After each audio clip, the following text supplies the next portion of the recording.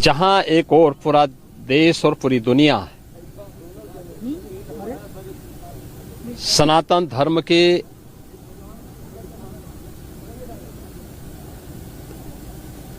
इस सबसे बड़े आयोजन का साक्षी बनकर के गौरव की अनुभूति कर रहा है, प्रफुल्लित है, वहीं दूसरी ओर सनातन धर्म के खिलाफ सपारी लेकर के षड्यंत्र करने वाले तत्वों के द्वारा लगातार शरारत पे शरारत करते हुए झूठ के और असत्य के नित नए प्रतिमान भी गढ़े जा रहे हैं।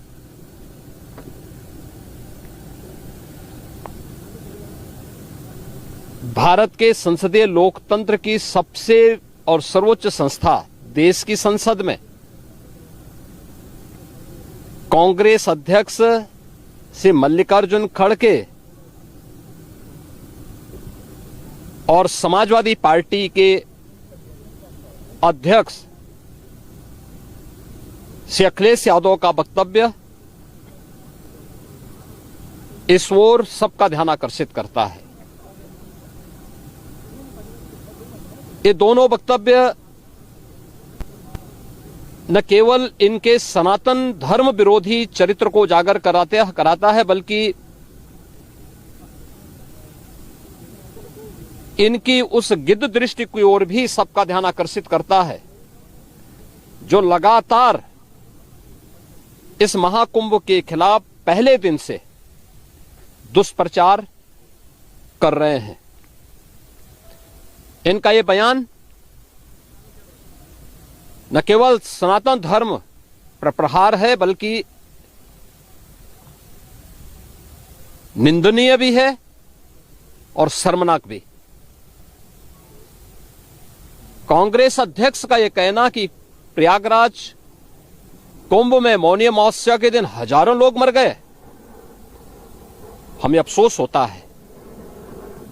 एक इतना वरिष्ठ नेता, कांग्रेस देश की जो सबसे पुरानी पार्टी है, उसके अध्यक्ष से अपेक्षा की जाती है कि वो एक मर्यादित बयान देश की संसद में रखें,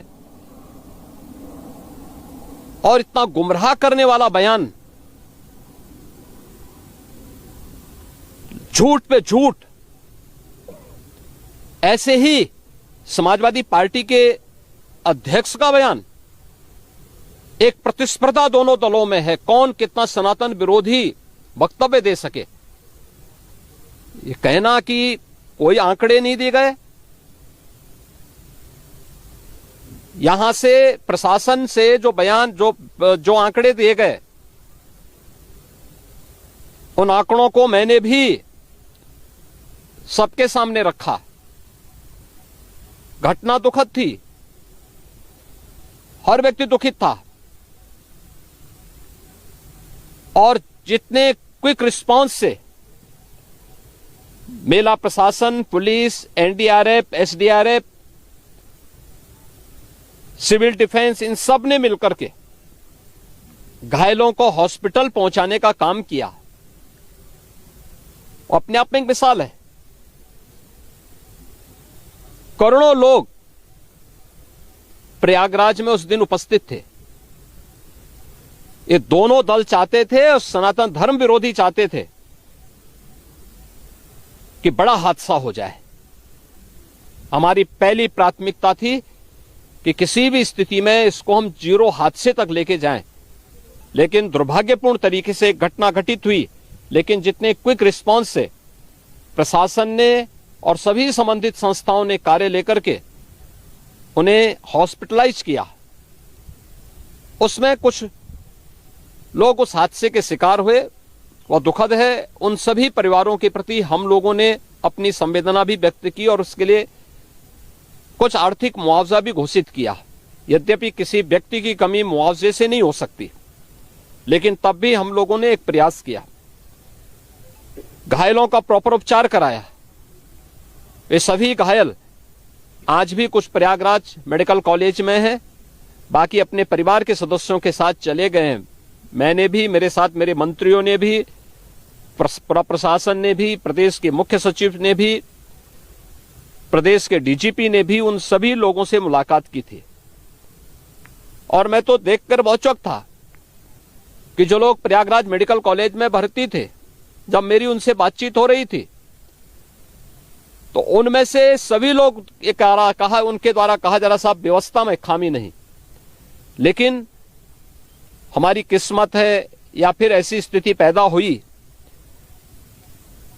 और उनके सभी पहलुओं को लेकर के सरकार भी जांच करा रही है और उसके लिए एक न्यायिक कमीशन भी हमने तत्काल गठित किया। लेकिन हमारी पहली प्राथमिकता थी कि जो ये लगभग 8 से 9 करोड़ लोग प्रयागराज में उपस्थित हैं, इन्हें सुरक्षित उनके घरों के लिए वापस भेजना।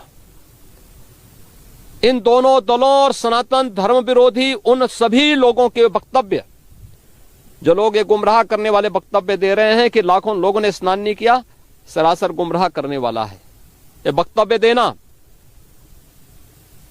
कि कोई अमृत स्नान या साय स्नान नहीं हुआ, ये भी गुमराह करने वाला वक्तव्य है और सनातन धर्म की अवमानना ही नहीं, बदनाम करने की साजिश का एक हिस्सा है। कोई परंपरा बाधित नहीं हुई। मौनी अमावस्या का स्नान पहले दिन सायंकाल 7:30 बजे से प्रारंभ हो गया था